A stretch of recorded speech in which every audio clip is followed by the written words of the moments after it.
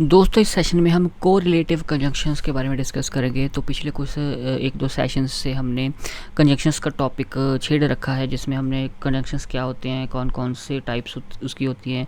3 types होती हैं basically. 2 types को हम ऑलरेडी डिस्कस कर चुके हैं इस सेशन में। तीसरी टाइप और आखिरी टाइप कोरिलेटिव कंजंक्शंस की बची है। तो आप चैनल को सब्सक्राइब कर सकते हैं, वीडियोस को शेयर कर सकते हैं एंड जो भी प्रीवियसली सेशन हुए हैं उनके प्लेलिस्ट का लिंक पूरी का सीरियल ऑर्डर में इस वीडियो के डिस्क्रिप्शन में मैंने दिया है, आप उनको देख सकते हैं, गो थ्रू हो सकते हैं। ठीक है, तो कोरिलेटिव कंजंक्शंस क्या होते हैं? कोरिलेटिव कंजंक्शंस ऐसे होते हैं जो पेयर्स में यानी कि जोड़ों में इस्तेमाल होते हैं। ठीक है, यानी कि ये 2 वर्ड्स आपको एक साथ देखने को मिलेंगे जो कोरिलेटिव कंजंक्शंस हैं।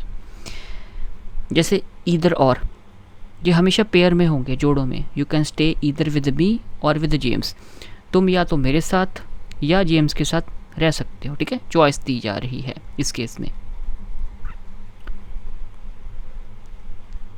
कि किसी और के साथ नहीं रह सकते। 2 ही ऑप्शन है आपके पास, या मेरे साथ या जेम्स के साथ रह सकते हो। ठीक है, वहाँ पे ईदर और का इस्तेमाल होता है जहाँ पे सिर्फ 2 ऑप्शंस हैं, दोनों ऑप्शंस के ऊपर इक्वल इंपॉर्टेंस दी जा रही है।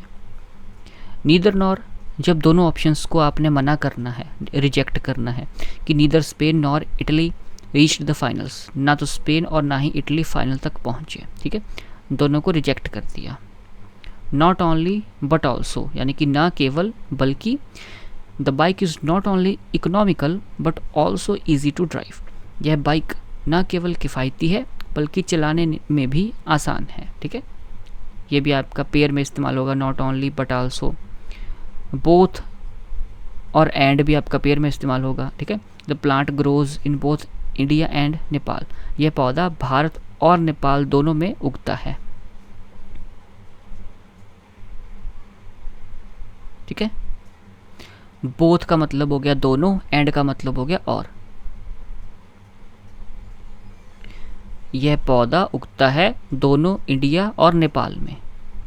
नो सूनर देन, अब 2 आपके जो ये आपके कोरिलेटिव कंजंक्शंस हैं, पेयर में आने वाले 2 कंजंक्शंस का रट्टा लगा लो। एक नो सूनर देन वाला, ठीक है, और हार्डली या स्केर्सली व्हेन वाला। ठीक है, अगर नो सूनर है तो देन लगेगा उसके साथ। ठीक है, या अगर देन है तो उसके साथ नो सूनर लगेगा अगर 2 ब्लैंक्स दी गई हैं, और अगर हार्डली या स्केर्सली है तब व्हेन लगेगा। ठीक है,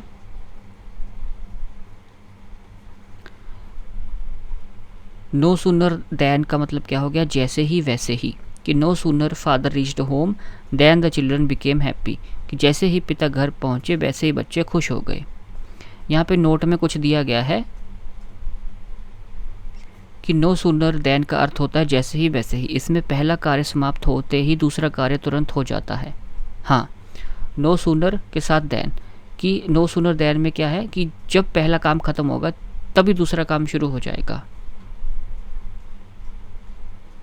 कि no sooner father reached home, कि जैसे ही पिता घर पहुंचे, then the children became happy, वैसे ही बच्चे खुश हो गए। ठीक है, तुरंत, जैसे ही फर्स्ट एक्टिविटी कंप्लीट हुई वैसे ही सेकंड एक्टिविटी आपकी शुरू हो गई। नो सूनर के साथ देन लगेगा, समझ आ गई? कि अगर 2 ब्लैंक्स हैं और पहली में नो सूनर है तो दूसरी में देन लगेगा। THOUGH, इसको 2 पढ़ना है, 2 और येट पेयर में इस्तेमाल होंगे तो इसका मतलब क्या हो गया? हालांकि, फिर भी। Though he is an advocate yet he does not tell a lie, कि हालांकि वह एक वकील है फिर भी वह झूठ नहीं बोलता। ठीक है, 2 और येट। हार्डली के साथ व्हेन या फिर स्केर्सली के साथ when. Hardly did I reach the station when the train left. ठीक है, हार्डली मुश्किल से ही, व्हेन यानी कि। Hardly did I reach the station when the train left, मुश्किल से ही मैं स्टेशन पहुंचा था कि ट्रेन चली गई, निकल गई। ठीक है, हार्डली व्हेन, ठीक है, इसका मतलब क्या हो गया है? मुश्किल से की या अभी अभी, अभी तभी। ठीक है, अभी मैं स्टेशन पहुंचा ही था कि तभी ट्रेन चली गई। जब हार्डली लगा हो तो व्हेन लगेगा, स्केर्सली है तो उसके साथ भी व्हेन लगेगा। ठीक है, नो सूनर के साथ क्या लगना था? देन। नो सूनर के साथ देन, हार्डली स्केर्सली के साथ व्हेन। वेदर और, I did not ask weather he would go और नॉट, मैंने यह नहीं पूछा कि क्या वह जाएगा या नहीं, और का मतलब या, वेदर कि क्या, ठीक है। So as, he is not so intelligent as he seems, उतना जितना, वह उतना बुद्धिमान नहीं है जितना वह दिखता है, he is not so intelligent as he seems. Such that, ऐसा कि, his behaviour is such that everyone becomes happy, उसका व्यवहार ऐसा है कि हर व्यक्ति खुश हो जाता है, ठीक है। तो ये आपके सारे थे कोरिलेटिव कंजंक्शंस जो हमेशा जोड़ों में पेयर्स में आते हैं।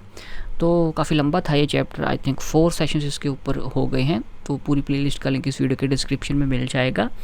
एंड अगर ये सेशंस आपको इंग्लिश के फंडामेंटल्स को सीखने में मदद कर रहे हैं और आपको अंडरस्टैंडिंग, आपकी कंसेप्चुअल अंडरस्टैंडिंग बिल्ड हो रही है, तो आप एक काम कर सकते हैं, इस चैनल को सब्सक्राइब कर सकते हैं, वीडियोस को और चैनल के लिंक को आप शेयर कर सकते हैं, अपने व्हाट्सएप ग्रुप्स में स्टेटस लगा सकते हैं, इंस्टाग्राम पे आप स्टेटस लगा सकते हैं, पोस्ट डाल सकते हैं।